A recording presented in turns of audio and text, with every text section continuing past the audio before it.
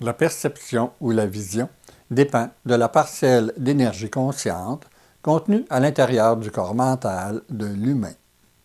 Chaque humain possède donc une vision différente de son environnement. Dans une famille, chaque enfant est différent, puisque chacun, selon son énergie, capte, à partir des sensations de la mère avant la naissance, une perception différente de son environnement. Par exemple, dans une famille où la mère demeure soumise à un mari violent, un enfant capte la difficulté de la mère et durant toute son existence, il aura la même difficulté avec l'énergie émotive physique, tandis qu'un autre capte la culpabilité de la mère. Et puisque c'est de sa faute à elle, le père a raison d'être violent et cet enfant deviendra comme le père, puisque ce sont les autres qui sont toujours coupables. Chaque personne est unique dans son énergie et capte donc son environnement, selon les sensations avec lesquelles son énergie se lie. Dans la dernière vidéo, je vous ai expliqué comment le psychique récupère l'énergie physique qui ne sert pas à la construction du corps physique pour former sa pensée. Dans cette nouvelle vidéo, je vais vous démontrer comment cette pensée se lie à des formes émotives et rationnelles psychiques selon l'énergie récupérée pour aider l'humain à supporter les sensations qui l'habitent. Par exemple, une personne subit l'énergie émotive physique. Sa pensée pourrait l'emmener vers des formes spirituelles pour l'aider à supporter cette difficulté, ce qui veut dire qu'il stimulerait l'énergie émotive psychique dans une forme amour pour l'aider à demeurer dans cette situation, tandis que l'autre pourrait se lier à des formes psychiques rationnelles qui lui donneraient raison d'être violent. Dans cette vidéo, vous pourrez constater que c'est beaucoup plus complexe, car l'humain est un être complexe. Je vais d'abord vous expliquer ce que sont les formes, d'où elles proviennent, et comment la vision a permis à la pensée naissante de l'humain de s'associer à des formes ou des environnements pour l'aider à survivre dans la matière. Dans cette vidéo, je vais aussi vous démontrer que l'humain dans l'inconscience de ce qu'il est, et quoi qu'il en pense, n'a jamais appris à utiliser sa pensée. Ainsi, la pensée qui vagabonde à sa guise se lie à des formes psychiques pour aider l'humain à supporter les sensations de son corps mental, mais aussi pour améliorer son existence dans la matière. Dans son lien avec le monde extérieur, la pensée s'est détournée de la vision pour se lier à des formes de plus en plus puissantes. Et dans ce monde de formes d'aujourd'hui, l'humain, dans sa vision, voit ce que les autres vivent, mais lui ne se voit pas, parce qu'il n'a pas appris. Depuis le début de ces séries de vidéos, je vous parle constamment de formes, sans jamais vraiment les définir. Je vais donc maintenant essayer de vous démontrer ce que sont les formes psychiques et comment elles ont été créées à partir des expériences de l'humain dans la matière, selon ses mémoires corps mental. Il faut encore une fois revenir au départ, où l'humain vivait dans un environnement hostile et beaucoup plus grand que lui, auquel il devait constamment s'adapter. Il y avait la puissance des animaux de l'époque, les guerres de tribus, où tuer son voisin pour lui prendre son feu et sa nourriture étaient des choses courantes. Il y avait aussi la grandeur de la nature. Bref, l'humain vivait davantage au niveau de ses instincts pour survivre et se reproduire dans ce monde où il se sentait limité et vulnérable. Avec le développement de la pensée, l'humain avait besoin de se sécuriser dans ce monde hostile en s'associant à des formes plus grandes que lui et avec lesquelles sa pensée pourrait se sécuriser et se réconforter afin de supporter la difficulté de vivre dans ce monde matière. Les premières formes furent la lune et le soleil, à qui l'humain donna un certain pouvoir et une certaine divinité. L'énergie rationnelle psychique créa aussi certains rituels qui pouvaient aller jusqu'au sacrifice humain en pensant obtenir les faveurs de ces formes dites divines, parce que créées par une énergie plus puissante que l'énergie physique, l'énergie psychique. Ces formes ont évolué pour devenir divinités animales, et ensuite, le psychique grandissant les a associés à ce qu'il voit comme plus puissant, l'image de l'humain. Les hommes ont créé des dieux pour chaque fonction ou expérience, comme dieu marin, de l'amour, des arts, de la foudre, et bien d'autres, à qui ils attribuaient le pouvoir de sécuriser leurs pensées naissantes, mais surtout pour atténuer la difficulté de vivre dans la matière avec ses mémoires corps mentales. Certains humains, qui ont capté l'unicité du corps mental, ont créé un Dieu unique qu'ils ont dû imposer à ceux qui demeuraient avec des dieux multiples. Ce fut la création d'un Dieu tel qu'on le connaît encore aujourd'hui, même s'il devient de moins en moins important, parce que de plus en plus remplacé par des formes scientifiques ou technologiques. Les formes sont donc des environnements, qui sont la famille, la religion, l'éducation, le système de santé, la science, etc., et avec lesquels l'humain se lie selon les mémoires de son corps mental. Car en se liant à ces environnements qui conviennent à ses mémoires, il se sent en sécurité puisqu'il vit ce qu'il connaît au niveau de ses sensations. Avec le temps, les formes, qu'elles soient émotives ou rationnelles, ont beaucoup évolué, mais elles servent toujours à sécuriser l'humain tout en se nourrissant de ses expériences matières pour l'évolution des formes avec lesquelles l'humain s'associe, puisqu'il n'a pas appris à se sécuriser par lui-même. Ainsi ces formes évoluent et se transforment, et lorsqu'il y a un changement marquant des formes, la société devient insécure. Plus les formes deviennent puissantes, plus l'humain devient dépendant des formes psychiques, et il devient alors très difficile de s'en dégager pour vivre ses propres expériences, car l'humain, qui n'a jamais appris à fonctionner par lui-même, s'y sentirait seul, sans savoir comment fonctionner dans ce monde où il dépend des formes. Les formes sont donc nécessaires pour fonctionner dans ce monde matière. C'est seulement la façon de les vivre qui pourrait changer si l'humain était plus conscient de ce qu'il est. Nous pouvons aujourd'hui constater que l'humain se sent plus puissant avec des environnements qui utilisent la technologie numérique. Mais dans sa réalité physique, lorsque des événements, surtout des chocs d'existence, le coupent de ce lien avec les formes pour le ramener dans ses sensations, l'énergie physique s'associe alors à ce qu'il y a de plus puissant pour l'aider, les instincts. La pensée récupère alors ses instincts et selon les sensations qu'il possède, il pourrait penser détruire ou tuer pour survivre. On le voit de plus en plus dans notre monde moderne qui subit une transformation dans ses formes et où l'humain se sent encore une fois démuni, puisqu'avec la technologie numérique qui prend de plus en plus de place, il commence à perdre les formes religieuses, spirituelles, familiales et sociales qui le soutenaient.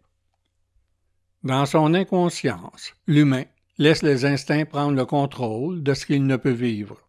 Et comme les valeurs sociales et religieuses disparaissent tranquillement au profit d'une vie virtuelle, on voit maintenant beaucoup plus de violence, de meurtres et ainsi de suite, reliés à la domination des instincts sur l'humain.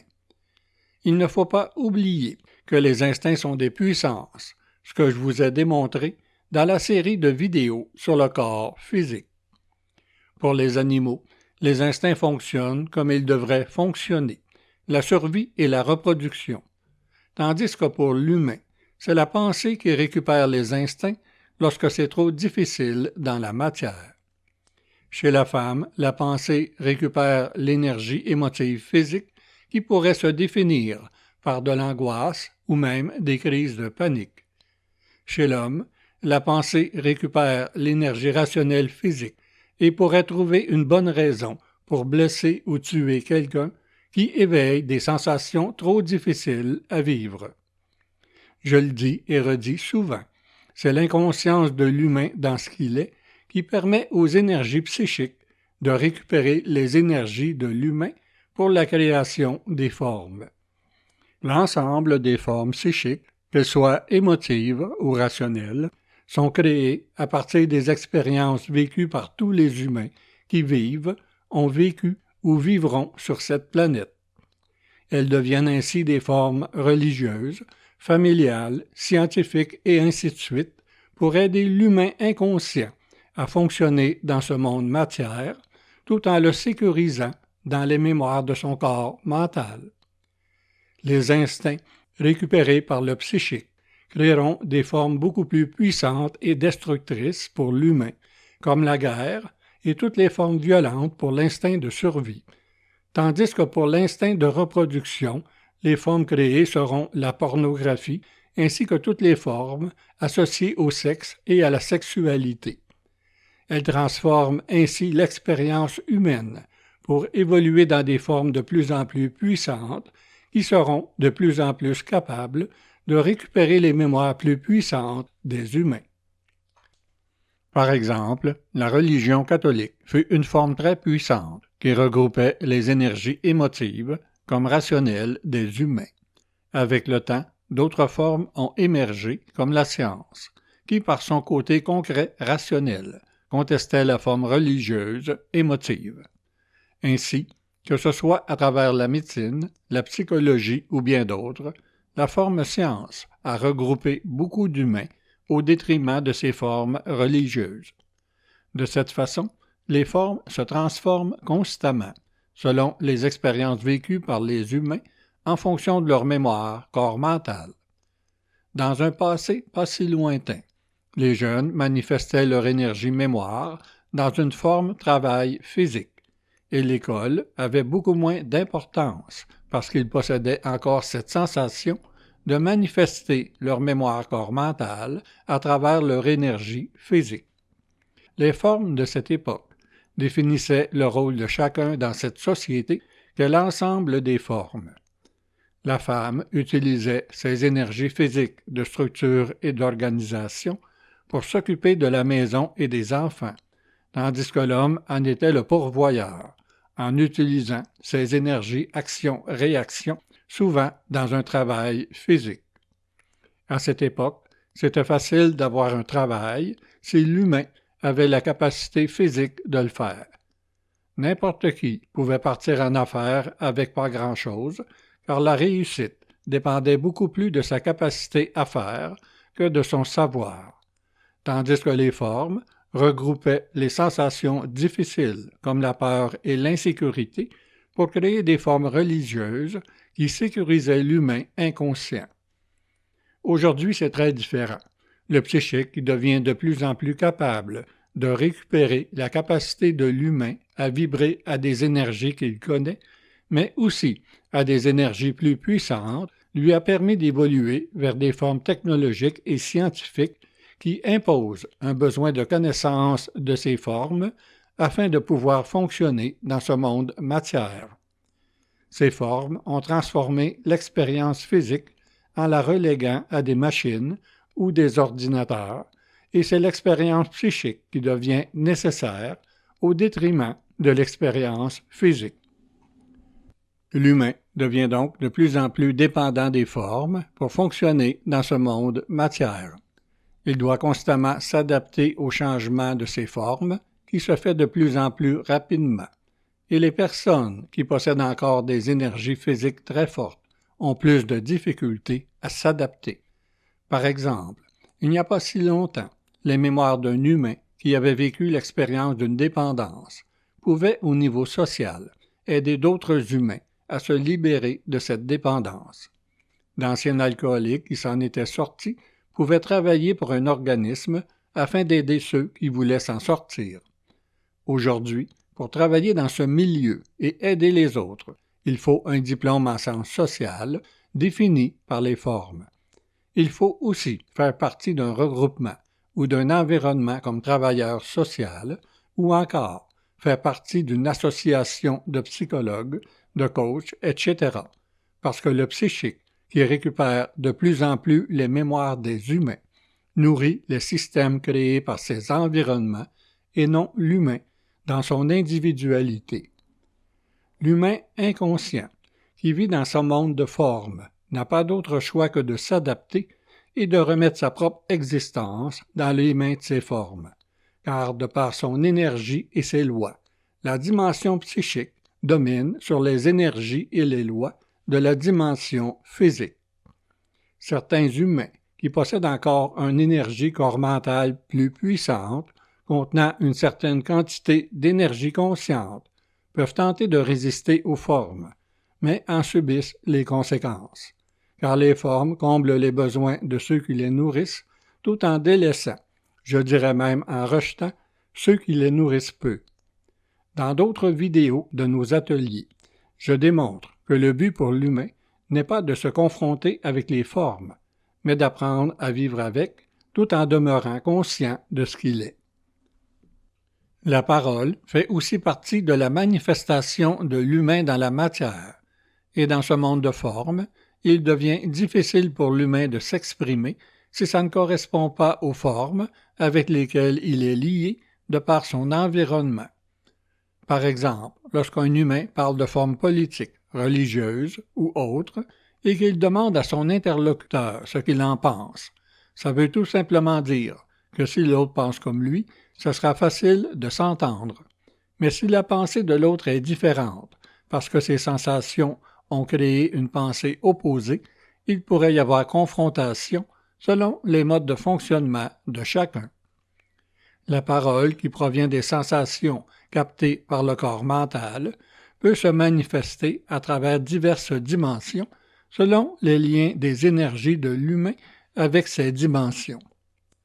Pour une grande majorité des humains, la parole provient de la dimension 3, le psychique et ses formes. Mais pour d'autres, elle peut aussi provenir de la dimension 2, le corps physique, ou de la dimension 1, le corps mental. Chez la femme, lorsque la parole provient du physique, elle sera en fonction que tout fonctionne comme ça devrait fonctionner et que tout soit à sa place, parce qu'elle demeure liée à l'énergie de structure et d'organisation du corps physique, tandis que lorsqu'elle provient du psychique, elle sera émotive, donc en fonction de ses relations émotives avec son environnement. Autrefois, les filles passaient des heures au téléphone dans leurs relations émotives psychiques, tandis qu'aujourd'hui, les réseaux sociaux ont remplacé le téléphone, rendant ces contacts émotifs beaucoup plus faciles d'accès.